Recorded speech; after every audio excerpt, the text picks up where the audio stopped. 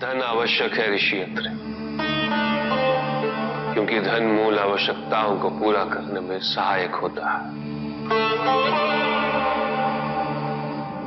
किंतु जब कोई व्यक्ति इच्छाओं को आवश्यकता समझने लगे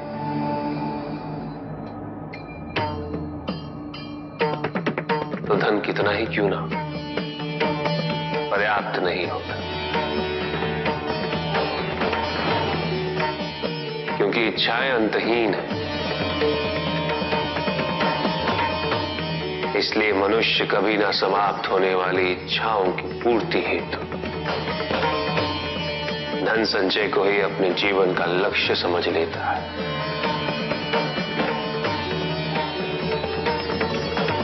वो लोभी बन जाता है।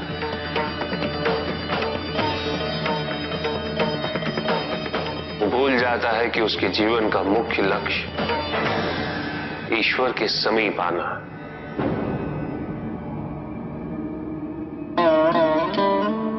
ऐसे लोभी व्यक्तियों को अपनी मृत्यु के समय भी यही दुख रहता है कि उन्होंने क्या कुछ नहीं पाया, क्या शेष रह गया। ऐसे समय में वो एक क्षण के लिए भी ईश्वर का स्मरण नहीं करते, अपने जीवन की निरर्थकता और व्यर्थता का बोध नहीं होता।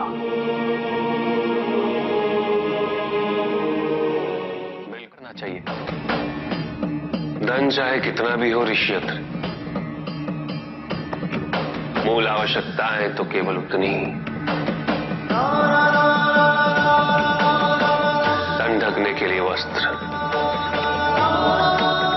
पेट भरने के लिए आहार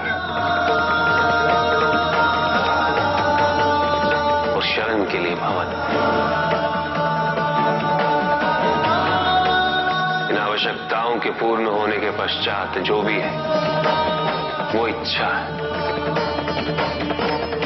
धनी व्यक्ति के पास जो भी अतिरिक्त धन होता है वो उसे दान करना चाहिए, उनके उद्धार के लिए जो अपनी मूल आवश्यकताओं को पूरा नहीं कर सकते।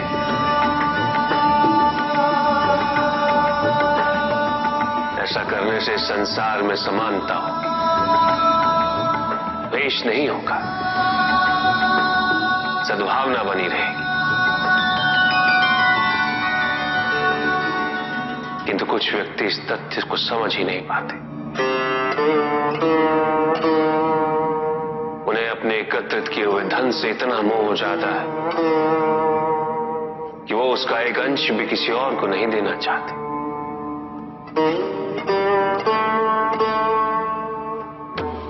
ऐसे व्यक्तियों की सूची में सर्वप्रथम स्थान कुबेर का है।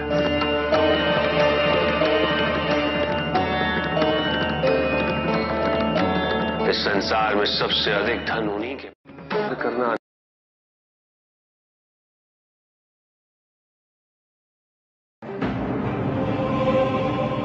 तो मेरा अपराध क्या है प्रभु? तुम्हारा अपराध था एक त्रिदेव को दूसरे से बड़ा समझना, उनमें भेद करना, उनमें तुलना करना।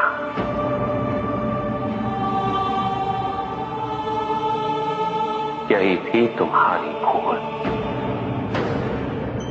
तुम ये समझने में असफल रहे कि त्रिदेव तो एक है, समकक्ष है, कोई भी किसी से बड़ा नहीं और कोई किसी से छोटा नहीं, कोई भी किसी से अधिक महत्वपूर्ण नहीं और कोई भी किसी से कम महत्वपूर्ण भी नहीं। तुमने जो कुछ भी किया वो भक्ति नहीं थी निकस। भक्ति के नाम पर किया जाने वाला अहंकार था वो कि तुम्हारे आराध्य सबसे महत्वपूर्ण है। कैसे भक्त हो तुम मेरे, जो ये भूल गए कि तुम्हारे आराध्य के भी आराध्य नारायण।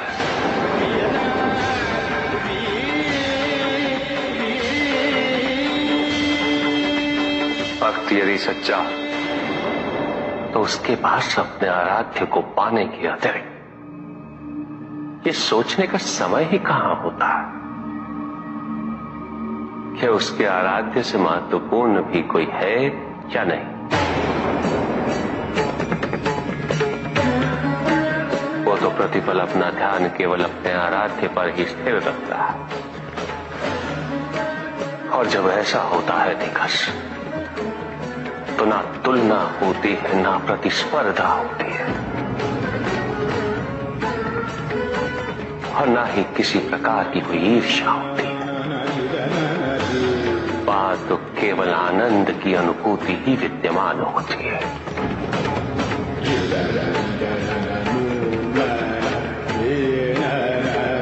यदि तुम ये सोचते हो कि ये समस्त संसार केवल मुझसे है, तो तुम्हें इस संसार के प्रत्येक स्वरूप से प्रेम होना चाहिए था। तुम्हें इसके कण कण में मेरी अनुभूति होनी चाहिए थी। तब भी किसी प्रकार का भेदभाव तुम्हारे मन में उत्पन्न नहीं होता, किंतु तुमने ये प्रमाणित कर दिया निकास कि अपने आराध्य के प्रति तुम्हारी भक्ति वो भी अधूरी थी, अपूर्ण थी।